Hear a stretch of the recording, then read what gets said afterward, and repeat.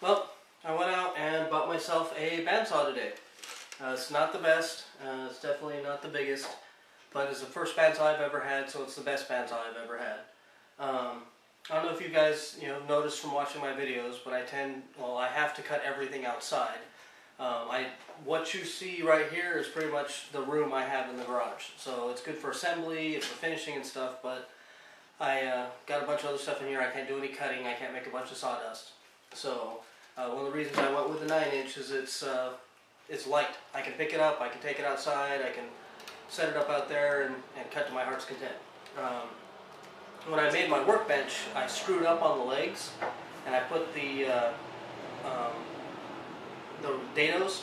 Supposed to be a dado on the outside and a dado on the inside. Well, I accidentally stuck them both on the same side.